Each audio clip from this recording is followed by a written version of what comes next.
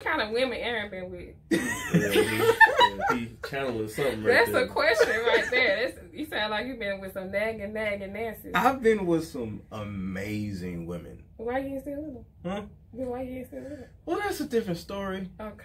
Different podcast, you know. Yeah. But I can say, and I would say this, what I'm about to say could be a different podcast episode.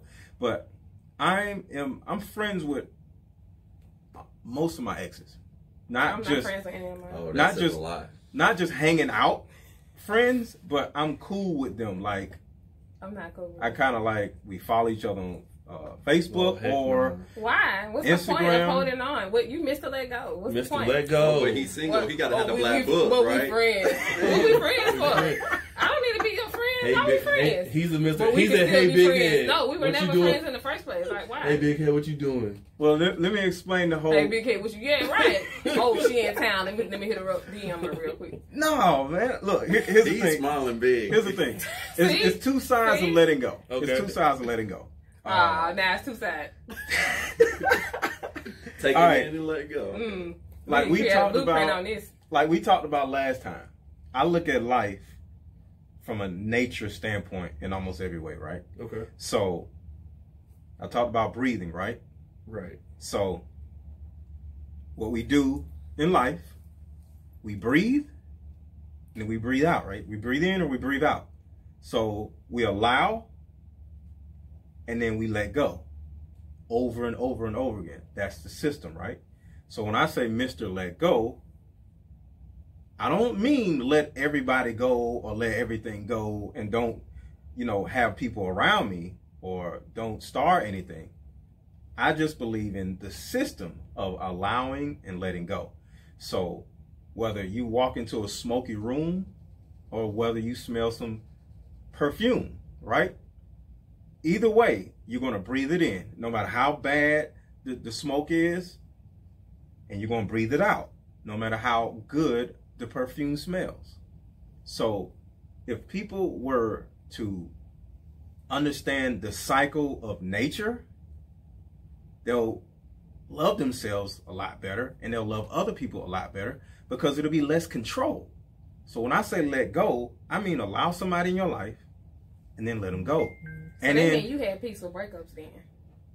Not always, but I'm a Pisces, so I'm really. Oh, goodness gracious! Wait, what? Help what? us, Lord. What's wrong with the Pisces? Pisces. Pisces are That like. said everything. Well, yeah. So I'm very emotional. You know what I mean? And like. Indecisive.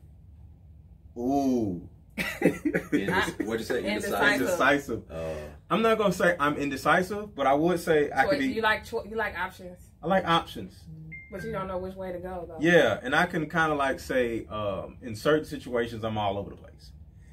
So instead of indecisive, all over the place sounds a little bit better. Friendly. I yeah. like the way friendly sounds. Yes. Friendly. That's why I say it's no reason for me to be friends with an ex, though. For me. Well, let me say this. I don't think that it's necessary. I got you. To me, an ex was a part of who I am now. A lot of times, I would say a lot of my exes, they literally made me partly into who I am right now. My mom made me into who I am altogether. Right. But my exes, the things I've learned from them, the mistakes I made, the things I did to them, the things they did to me from a hurt standpoint, I learned from those things, Absolutely. I And agree with that. And because of that, I love them. And I want to check on them every now and then. It's not the hey big head like I'm trying to, But when get you have one. a woman, then you don't ever do all that. Of course. Yeah. That's I'm not right. doing any of that. You know what I mean? But So you just checking on people right now. I'm just checking on people. She's trying to get me into something. You sound like you're leaving the door open a little bit, right? Yeah. No, I'm single. When the door is closed with me, it is closed. Like, And I get that. Like You right. You single. When you have somebody that door is shut and that Right. chapter is shut. Mm-hmm. You put a bookmark in there, and you might come back to that chapter because you are still friends, and you could probably continue that relationship on a friend level. Is what you okay? Yeah. You gotta you, bro. That's a sign of maturity for sure to be able to maintain those relationships and genuinely like not hold anything against them. it makes me wonder how good I am at forgiving.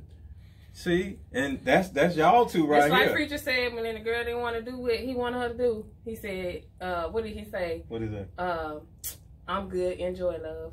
Oh yeah. I'm good, love, enjoy. Yeah. Well, That's my philosophy, because you have to create space for what you really want. Mm-hmm. I love that. You can't hold on to things, even if it's just a quick text message. You text somebody like, hey, just checking on you. That could have been a text message to somebody more meaningful. And you have to create space for what you really want in your life. That's why I said, why are you holding on to things unless okay you have kids with a person, they're there forever. Mm-hmm. You know. Mm-hmm. So that's a relationship you definitely can't control. But Right. other people, I want to create space for the people that are going to impact my life, period. Right. Speaking of that, all four of us, me, my two kids, and my ex-wife, we were all over my oldest daughter's house, like putting the bed together and stuff. Okay. And she just came in like randomly. I don't know. She's over there all the time, right? So she's not gonna not come over there because I'm there or whatever, because we cool. So all four of us we just in there talking and hanging out or whatever, laughing and stuff like that. But that's just an example of the relationships that I have with people who once were in my life. I don't want to be in their lives again, but if they be commenting on my posts on social media, you know what I mean? Nobody knows, but I see that little thing, and I don't sit here and say, hey, big head, like, hey, I just comment back to them just like they were anybody else, you know what I'm saying? So just like me and my ex-wife, we could just put up a bed and do all this stuff together and just be cool, be friends or whatever, So my question is, what is the difference?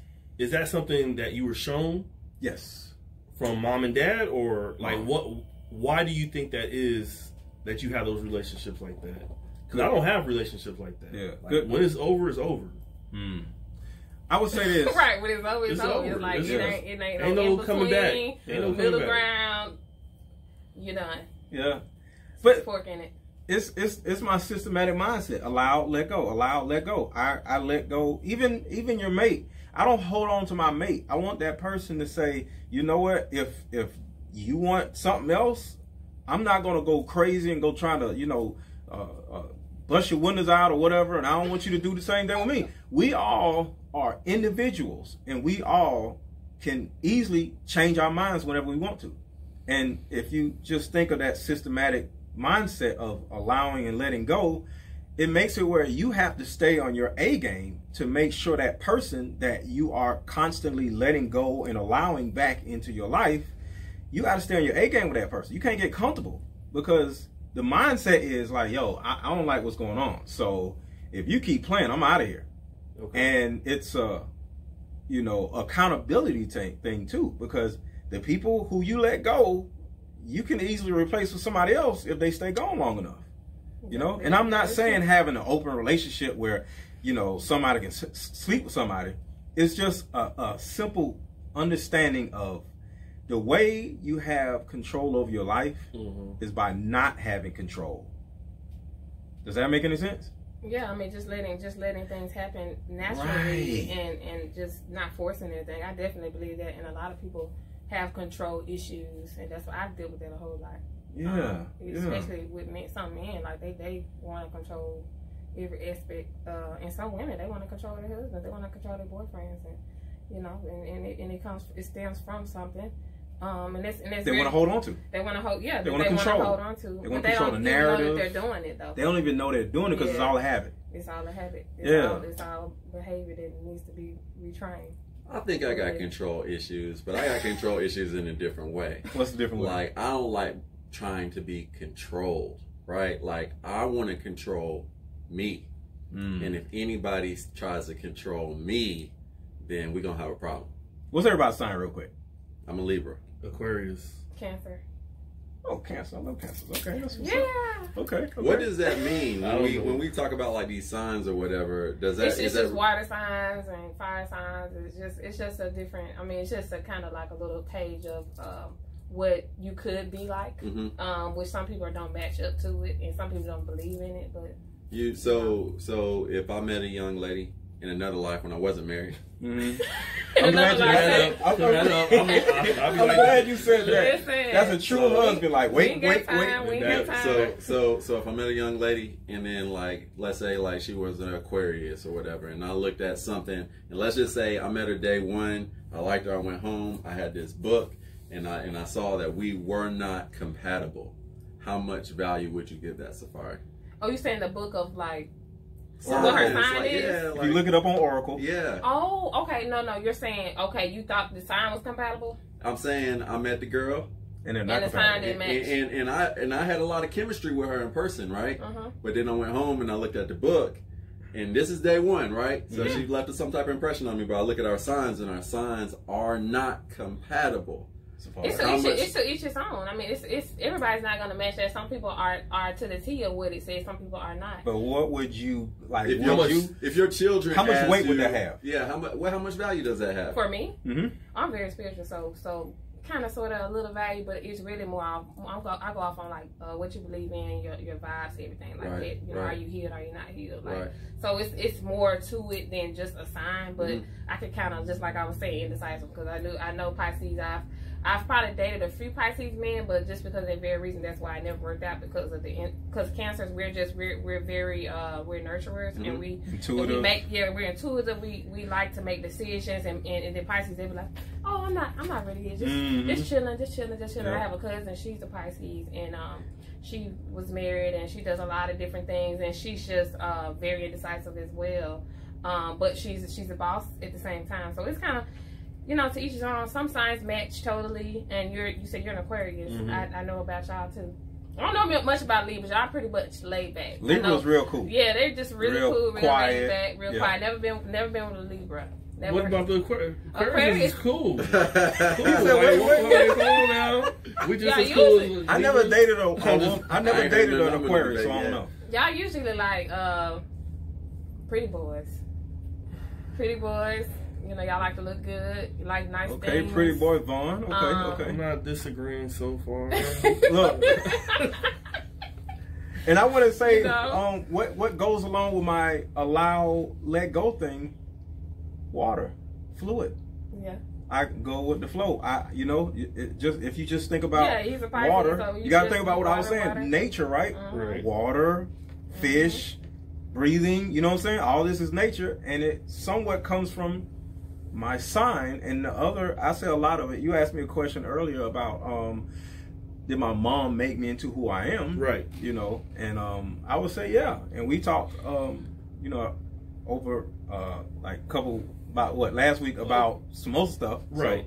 So my actual, we had a little bit of a disagreement because I had said something, you said that you disagreed, or vice versa. Mm-hmm. But not that your mom made you into the person, because my mom, I definitely believe, made me into the person that I am. Mm-hmm. But the difference was, can a woman make you into a man? And you said yes, because your mom made you into a man, and I wholeheartedly disagreed with that. Okay. So you want to go ahead and give your point, and then I can counter, and then we can all chime in. Okay, cool. All right. This is the way my mom made me into a man, because this is my mindset of, I think a woman can. You to pull your mics closer. Okay. All right. You good? Go ahead. Okay, so this is the way I look at it. My mom literally taught me how to protect women. She literally taught me how to be a man of a house. Okay. She actually said, you're the man of the house. That's why I started beating up her boyfriends, because she made me a man of the house, and then started getting mad when I started beating the boyfriends up. And I'm like, yo, what are you talking about? You made me. So she appointed me. It's like she crowned me, or she kinged me in certain situations, and I took responsibility of a lot of different things. Like, for example, I cannot stand it when I see a man walk on the inside of a woman and the woman is walking on the traffic side. Because my mom literally said, don't you ever let a woman walk on the traffic side. When I was a little kid, she said, Aaron, Yeah, they doing that now. They doing all of that. Yeah, They she doing said, all that, women paying for dates and yeah, all I'm kind of traditional. stuff. I'm like, what? What is Hey, going on but here? this is what women wanted. Women wanted equality. Who? I don't think wasn't they in wanted that line. I equality. wasn't in They that wanted line. to be Majority of treated the fairly. populace. Nah, they wanted equality. That was a word. I ain't gonna lie. They Equality, did. Equality. equal. They did say So yeah. if we look at one on one side of the equal Yeah. sign, what's on the other side of the equal sign? 1, Yeah. not 1.5, not 0.8, 1. Yeah. So yeah, I agree. We should revisit all that. I agree. we should definitely. But real quick, Yeah. my mom, I was like 6, 7 years old, right? And you know, I was short, and she told me, Aaron, from now on, I want you to walk on the traffic side of me. A man's supposed to walk on the traffic side of me. So I said, okay. So we walking. So I said, Mom, why am I doing this?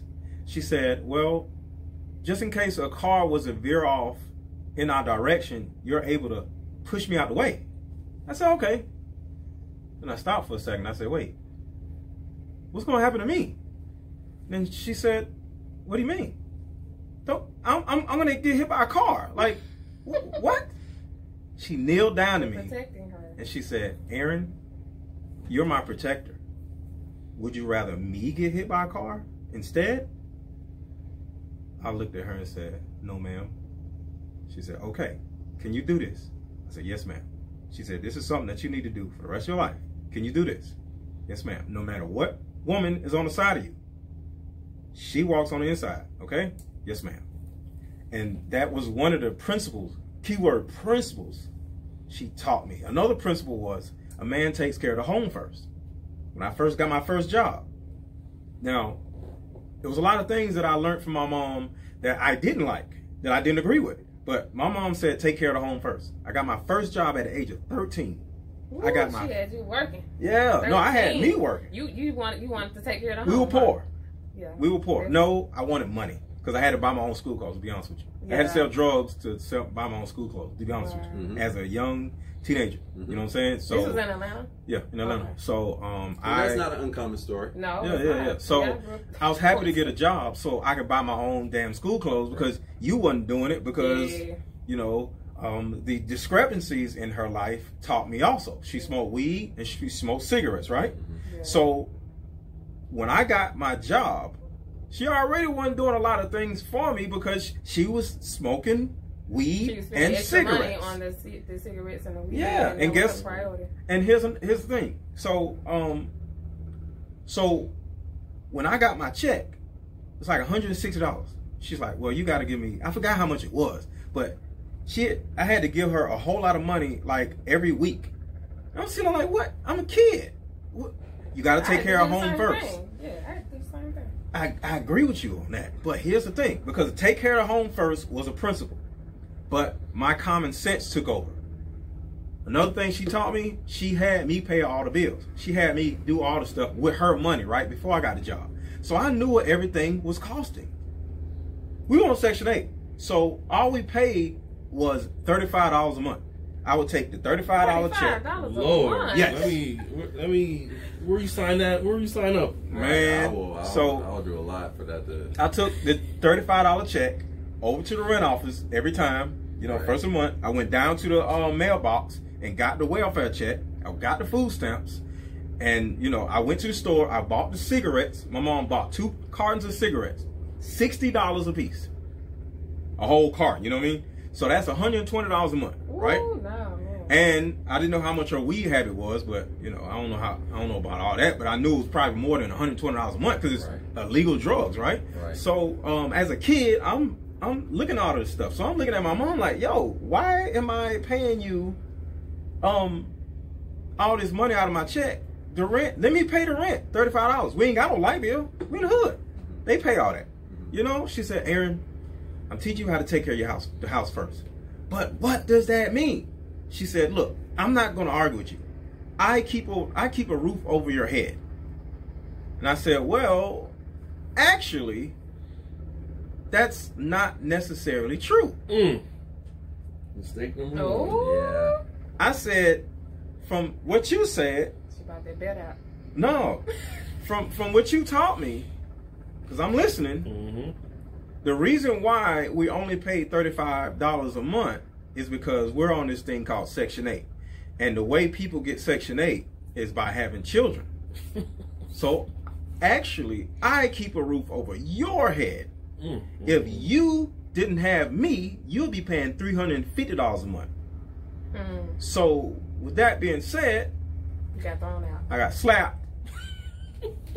Rightfully so. And I still kept my argument, but I had to do what I had to do because I was only 13. You know what I mean? Right. But those are the things that taught me how to be a man, the negatives and the positives.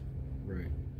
So my counter to that, and I agree with that, helped mold you into the man that you have become.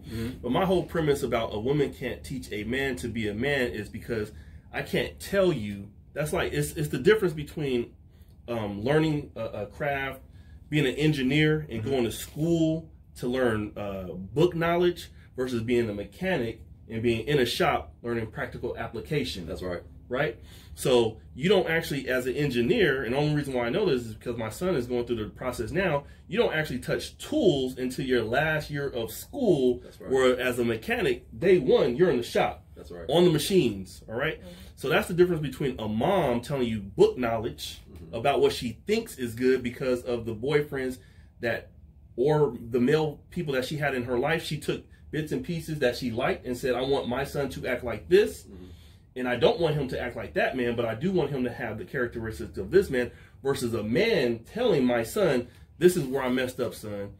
And actually showing him via how I treat his mother, right? Because we all know children is going to pick up. It's not necessarily what you tell them, it's what you do, right? So that's why a woman doesn't have to tell their daughters what man to look for. They emulate that, so they're going to pick up. So if a woman has a bunch of men coming in and out of their house when that girl is young, they're going to have that same. They're going to look for that. Right. If a woman has a man beating her, they don't have to say, find a man that beats you when you get older. They're going to find a man that treated their mom like it was emulated in the household, right? It wasn't said that it wasn't right. It wasn't said that, or even if they say, don't find a man that don't find a man like that, because that was what was modeled for them. That's right. What they're going to do. Just like with boys, if I'm going out on their mom and they hear or see about it, I don't have to tell them, don't do what I said, because that's not what they're going to do. They're going to do what I do. Right. I love that. You just blown my whole point out of the water. So, and to your point, we are creatures by nature. We are creatures. And I used an example last week. I'm not going to go there. I have another thought exercise, because I really, really thought about this. I used the whole going down the stairs or something goes down, and I liked you guys' point where you were saying not necessarily in today's day and age, it depends on their house, whose house it is, and all. Okay, to the most part. But another thought exercise is Sunday morning, not going to, or Saturday morning, and you have somebody in the kitchen. I'm not going to tell you who's in the kitchen making breakfast, right? You have boys in the living room wrestling, all right? This person the adult that's in the living room is showing them how to be you hit somebody, don't hit nobody in the face, but I'm showing you how and when to use your muscles and how to I'm showing you wrestle with boys. These are things you don't want to do, because if you hit me in my face, son, I'm going to hit you back. Right? And you don't want someone to hit you. That's why you don't hit them. So in those two scenarios, you have one person in the kitchen making breakfast. You have one person wrestling with the boys. That's right. Who is it? Who's in the kitchen? Who's on the ground wrestling with those boys? The dad. Yeah. Why? Because that's in us. Right. Yeah. I don't have to tell. I don't have to tell you. I'm not going in the kitchen. And I'm the cooker of the house as of a year ago. Right. I'm going and wrestling with my sons because that's in me. That's right. Because we're animals, first and foremost. Yeah. Before we put on this, and we're all civilized and we're all buttoned up now. Yeah. Just the simplest things. We're primal creatures. We're primal creatures. The lion in y'all. It's in y'all. I'm laughing because I was actually, this happened in the kitchen, and I was playing around. My 3-year-old, he just wanted to wrestle or whatever, and so he kept on grabbing onto my leg, doing this, that, and the other, because it's in them. And then before you know it, he punched me in the penis. And I had to call him out. I said, no. hey man, you just punched me in the penis. You do it again, I'm gonna hit you back. Right. Right. Because it was like, Because you got to show them. you gonna run into a wall eventually. Uh-huh. And that is running into a wall. Right. Yeah, that makes a It lot of happens. sense. It happens. So, I mean, that's like, again, that's just our primal instinct. And there's a whole bunch of things that we do unnaturally because of societal things. And that's not, I'm not saying that's good or bad. I think we should evolve as a society. But I guarantee you, if my two little ones are jumping up on my wife and all that, there are some women who don't mind that. Mm-hmm. But my wife naturally is like, get up off of me. Go do that with your dad. Go do that with your dad. Don't jump on me. Jump on your dad. Mm-hmm. That's exactly what she said. Yeah, that's what women, that's what women do. And me as a single mom, I have 3 boys. Yeah, I want to hear this. Got to hear this I have all boys. So, okay, back to my Father's Day. So, Saturday, that Saturday, I walked out into my balcony. I'm in an apartment, and a guy was like, "Happy Father's Day," and I was like, I said, "I'm not a father," and he was like, "But you're a single mom." I said, "But I'm not a father." Right. And he was like, "But you raise your kids by yourself." I'm like, "No, their dad's in their life."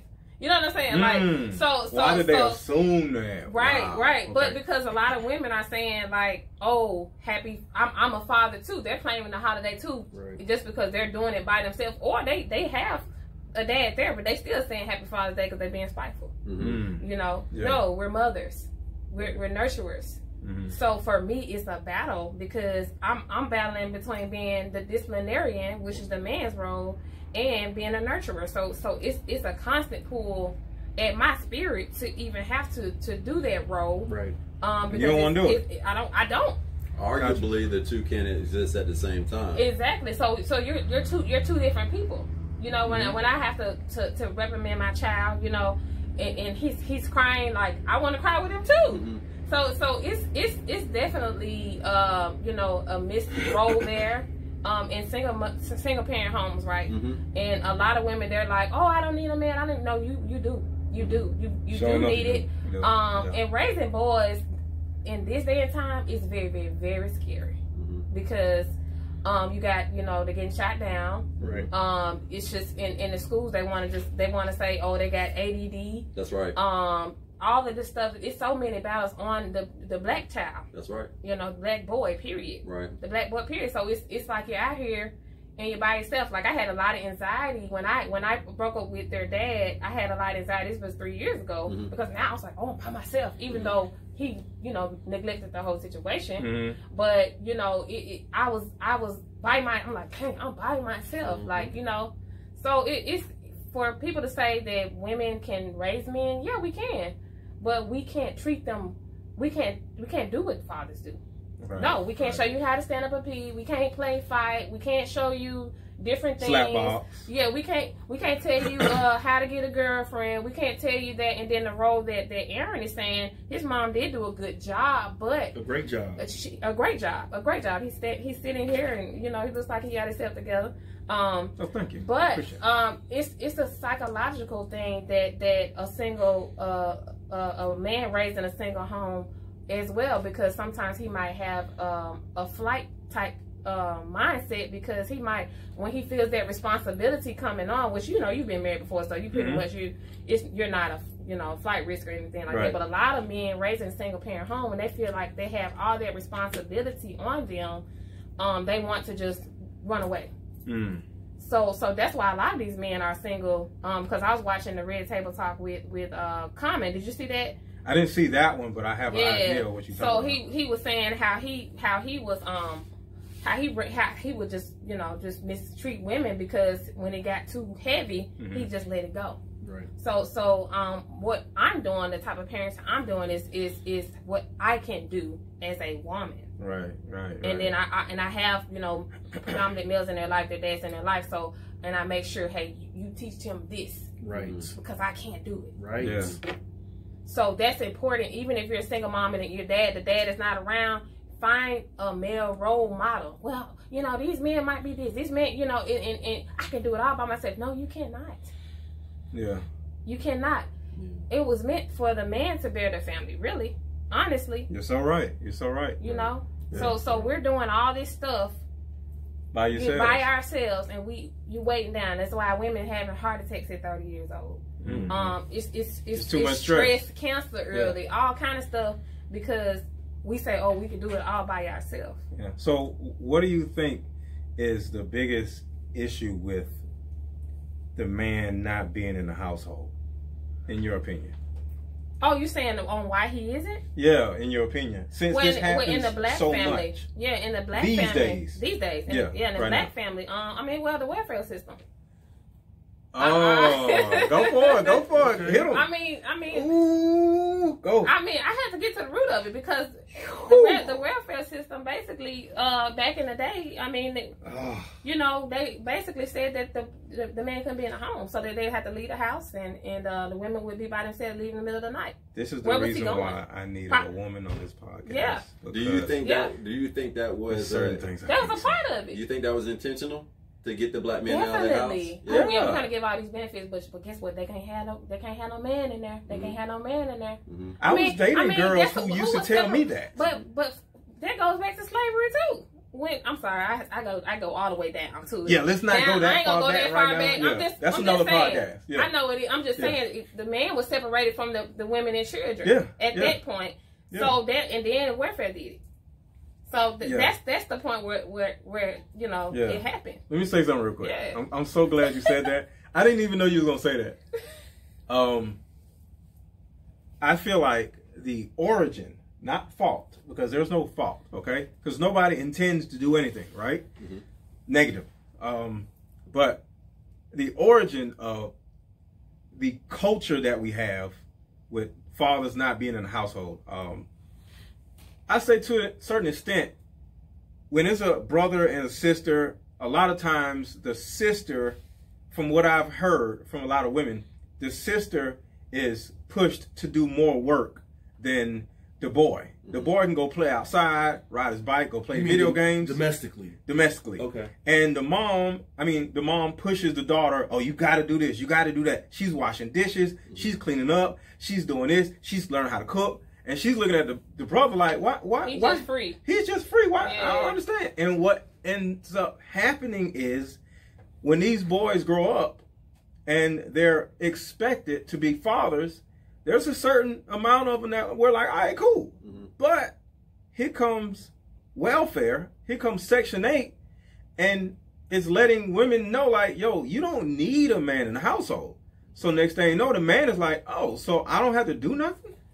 Mm-hmm. Oh, okay. Mm-hmm. So this is just like my upbringing. I ain't got to do nothing now, just like I ain't got to do nothing, you know, when I was a kid. Not raising them. So I ain't got to raise my kids. Yeah. I could just come through, pat my kids on the head, show them how to ride a bike or whatever, and get up out of here because I can't live here anyway. Mm-hmm. This is dope. I can have me a girlfriend over here and a girlfriend over here and just go back and forth, the households and stuff. So it took accountability, in my opinion, away from men and gave all the accountability to women. Because on the women's side, just imagine a 15-year-old girl, 16-year-old girl, I don't know what the age limit is to housing or whatever, but say she's looking outside and one of her homegirls has a baby and now she's able to move out of her mom's house. You know, girls don't get along for the same reason of go do this, give me a remote control, you know, and she's just like the slave of the house. So she's more ready to go than the boy is, right? Mm-hmm. Boy, cool. So she's dying to get out the house. And she sees some projects built across the street. And she comes to find out that her friend has a baby. And now she lives on her own across the street. And she's, 14, 15, 16, whatever that age limit is. She's like, yo, how you do that? Girl, all I needed was a baby and no job. Shoot, I ain't got no job now. I'm a kid. So all I got to do is have a baby? Yeah, just get a baby by somebody. That sounds like fun. And then have sex as a young girl. Backwards. Have a baby and move out of mom's house. And then, you know, oh, I forgot to tell you, you can't have a dude over. You have him over. He can't spend the night. He can't leave his shoes over there because they be having these inspections and they be tripping about a dude. You can't have no clothing of a man over there. You get what I'm saying? So next thing you know, she's like, okay, I don't want to be with Rod anyway. I just wanted a baby. Mm-hmm. And this turns into a trend. It turns into a culture. So now little boys are seeing, you know, mom raising him or her, and they grow up seeing, doing the same things. Mm-hmm. Because to be honest with you, when I was young, I lived in the projects, mm-hmm. and one of my options of trying to move out of my mom's house, because she was trying to make me pay out his rent. Once I got some money, I was like, yo, I can get my own place. I'm just gonna go live with one of these chicks in the projects who live by themselves. Mm-hmm. She said no. A girl I was, messing with. She was like, no. She explained to me, no, you can't have stuff over here. You come over here, you spend the night, but those, the rules. I'm not gonna lose my Section 8 for you. So right. I'm like, man, I gotta still stay with my mom because you won't let me live with you. Right. And those are a lot of different layers from what I just said. Men trying to live with women. Bro. That's a different... Yeah. We've put a lot out there. Like, it's hard to take one thing and respond to it. We've talked about a lot. Yeah. So let me ask you something, Mr. Let Go. Have you looked at all the different... You say your mom made you into the man you are today. Mm-hmm. Have you looked at all these different ideas you were taught as a grown man, mm-hmm. and decided whether you were completely behind it logically and philosophically, regardless of what you were taught, right? Like, let's say we were all taught in school that Christopher Columbus was a hero, right? Mm-hmm. But as we are adults, we can go do our own research, and we know that man was a savage, mm-hmm. right? So now he's no longer a hero in my mind. Did you mm-hmm. go back and revisit these ideas you were taught and decide, I'm behind that, or I'm not behind that, or anything like that? Have you searched that deep? One of my gifts, I would say, is discernment. Mm-hmm. And the same thing I did with my mom. I did my own research. I observed everything. Mm-hmm. I'm from Philly. Mm-hmm. And I came out here, well, my mom brought us down here from Philadelphia, and I had the option of just watching everybody because I didn't know nobody. I ain't got no family. People talk different. I'm talking proper, right? Mm-hmm. And you get what I'm saying. So I'm talking. Philly, so I'm not necessarily accepted. Mm-hmm. I'm getting beat up and stuff. I'm getting fights and stuff. Mm-hmm. I'm a kid. I don't know what's going on. What's up, shouted? I don't know what shouting mean. Boys ain't rough. So the thing about it is, like, I spent so many years just observing because I didn't understand this culture of mm-hmm. why is everybody angry? Mm-hmm. Why is everybody doing this? Why is everybody doing that? So I actually spent so much time just discerning what was in front of me, right. And I said, okay, I like this, I don't like that. Like, for example, I didn't grow up wanting to be like anybody. Right. I grew up not wanting to be like people. Right. I only say that, I asked that question because I remember, and we had a conversation earlier, you guys, but Vaughn mentioned this idea of, women trying to raise men and it almost being like Build-A-Bear, right? Where she's teaching him all these ideas of what she thinks a man is. Or she's making him what she wants a man to be. Exactly. So ultimately, the product of that is going to be a man that does everything ideal that a woman wants, but nothing that may be truly purposeful in line with him being a man. Mm-hmm. And he's probably not going to ever put his own needs first because he's taught that he's utilitarian. He's here to basically please the woman, to block her from being hit, to open the door for her, to pay for her bills, to do all these different things. But what about how he feels and how he and his character? That's me. And that's what I find is a lot of men don't know how to take care of themselves. It's kind of like, Vaughn, you said you're happy when your family is happy. That's it. Right? And I feel the same way. This is crazy. On the same token, our happiness is attached to something else. And I just find a lot of men don't know how to take care of themselves as individuals and think about really and truly what makes themselves happy. They can't be by themselves. But I had to learn to be by myself. I have heard Aaron say a handful of times, and I'm sure he said it more than that he doesn't want what someone doesn't have as far as their cup being empty, right? Mm-hmm. So that's what it goes towards to your point. And what I'm basically saying, I've taken care of myself all year, right? So I don't need a man-made holiday to tell my family, show me extra love this particular day so I can feel I'm good. I'm so good. Right. I'm so good. I'm good that you guys are good. Now, if I had, I didn't know where my wife was at last night and my kids is out there, out there in the world, then, show me some extra love. Can you come over, bro? Let's hang out on Father's Day so you can show me some extra love. That's right. No, I'm good. I hit you up with a text. You hit me back. Yeah. Next Father's Day, I'm gonna do the same. Mother's Day, I'm gonna do the same. Right. I ain't got unless you need me to come over. I'm assuming that you're good. Like I'm good. That's right. That's how I kind of feel about my birthday. It's like when people try to do something for my birthday, I'm like, every day is my birthday. Like I think every day is a great day. Like, exactly. You gotta do nothing for me. I'm good. Right. And let me add to something you guys are saying. Like you just opened something up. I have those thought processes, and it came from my mom, but I don't think it was from a selfish direction though, because I get what you're saying. She gave me, it was almost military style. But she wasn't input. She didn't teach you how to be an individual and how to be your unique self. Well, I'm not necessarily sure where that came from. I think it came from me observing everybody, because to be honest with you, I felt like an alien from another planet when I moved to Atlanta, and I looked at everybody like they were stupid. Yeah, old grown people, my peers. So I spent so many years just looking at everybody like they're stupid.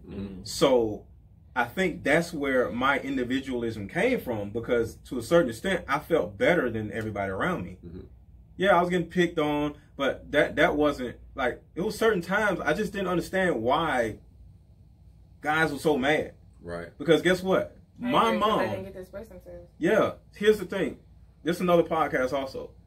My mom taught me how to be happy also. Real quick, because I know we're almost out of time. But there was a lot of gang activity in Philadelphia, right? My mom packed me and a cat, and some clothes in a car and just drove. That's what I did. We went from Philadelphia to Syracuse. Stayed in Syracuse for a certain amount of time. New York. Okay, New York. never heard of it. She didn't like Syracuse, so we moved to Virginia. She didn't like Virginia, so we moved to North Carolina. She didn't like North Carolina, we moved to Atlanta. So she taught me how to discern and leave.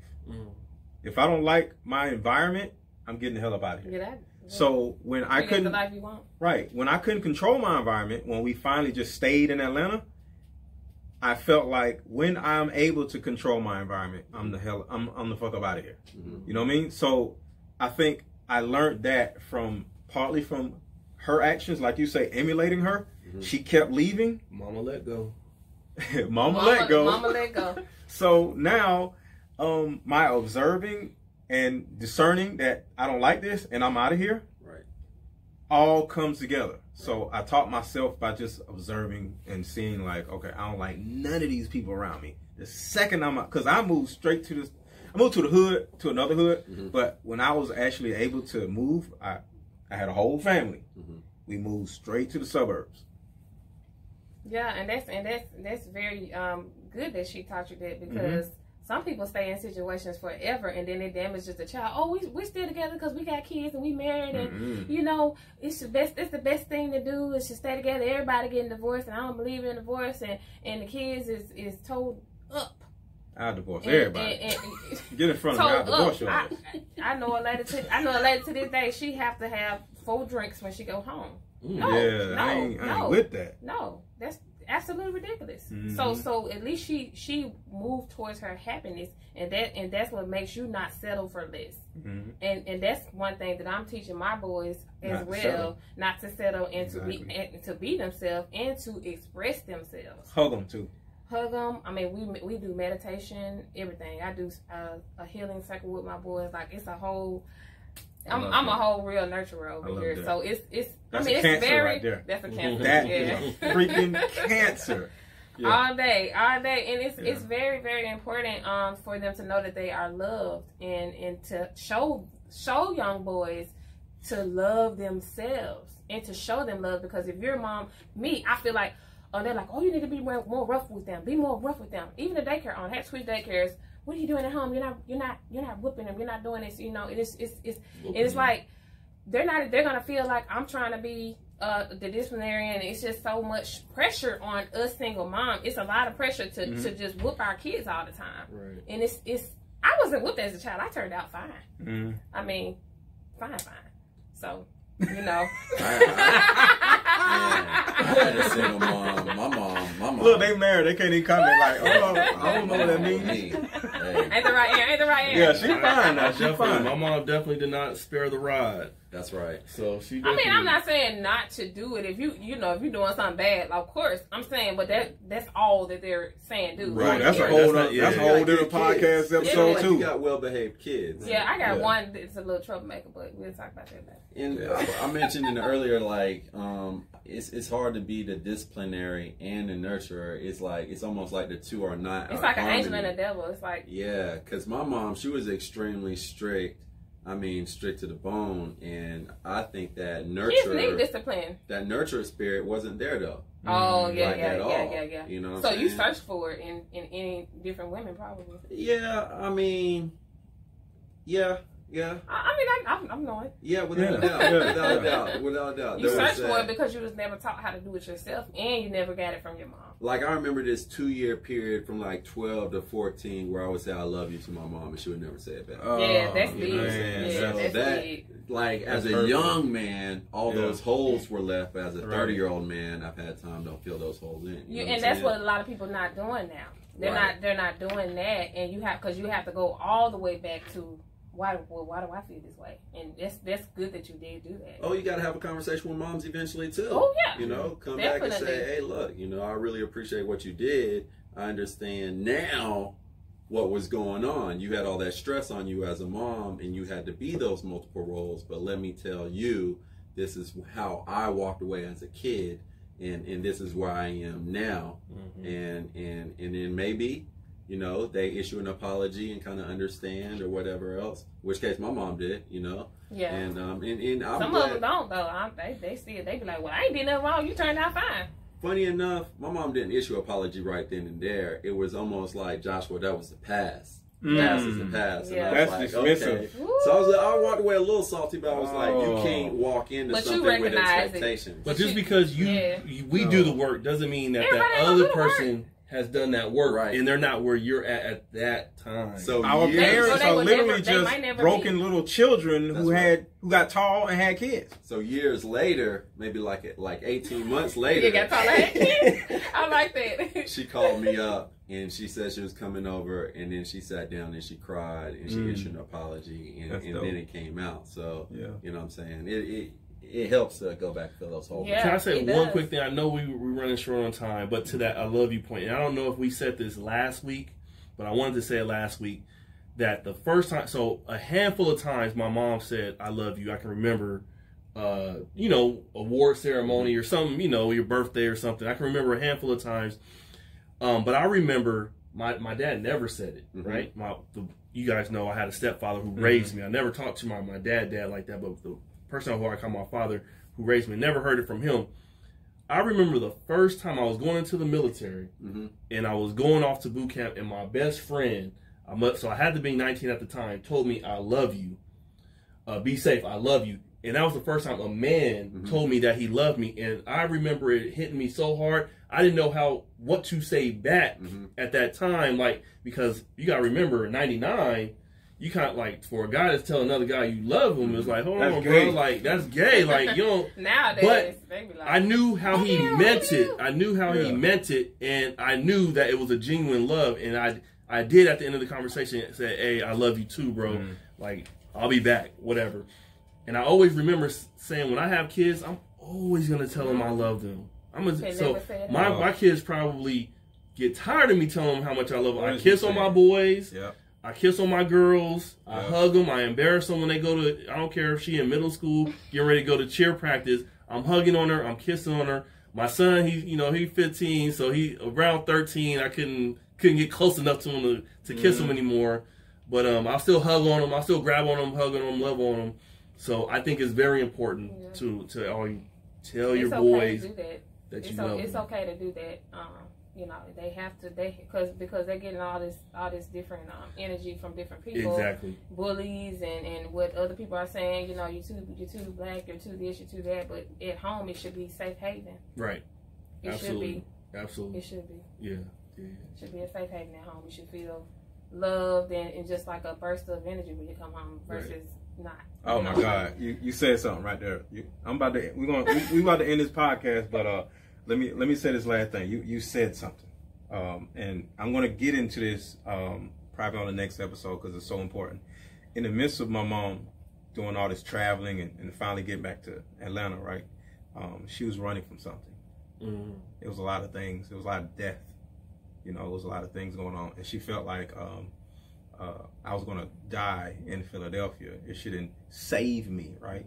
So every time I walk into the house, even though it was a lot of trauma, it was like people shooting each other, fighting, everything in my neighborhood. When I walk in the door, she's almost like a puppy when she sees me. Hey, honey, you know, and I'm looking at her like, what is you so happy about? Like, she happy her son came home. One day she stood up and said, let me tell you something. I don't care what's going on outside. The inside is different from the outside. Mm-hmm. Just like your freaking skin. Yeah. Okay? So what goes on outside can be crazy. But when it comes to inside, you're going to give me a hug. You're going to smile. You're going to talk to me. Mm-hmm. And I say, yes, ma'am. Hey, that should be a household rule in every household. Yeah. Exactly. I left Memphis with my oldest. He's 12 now. He was 5 and I was 22. I left for the same reason. I left Memphis, Tennessee. Yeah. So, with that being said, that is the number one thing I got from my mom. She taught me how to let go. When I was outside, come inside, let go of everything that went on 5 minutes ago. Because now you're safe. That's it, mama, let go. And with that being said, this is the end of the episode. The first episode of Let It Go. Let it go. And I want y'all to start. Because y'all gonna go on this journey with us. So this is just the beginning. I want you to start the habit of letting go.